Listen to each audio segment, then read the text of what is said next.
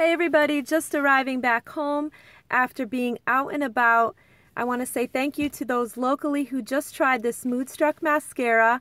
And the more I am sharing it, the more I'm seeing that it is so special that they are finding out about it from me. I am the one able to bring them the mascara, the foundation, the primer. There's so many people in the local area who still don't know about Younique. So it just reminds me of being on the ground floor of an opportunity where people have never seen the mascara, tried it, and I get to see the joy of bare lashes going from nothing to length and volume, and it's nothing like we've tried. It's not like that smelly mascara in the drugstore that breaks your lashes where you stop using it.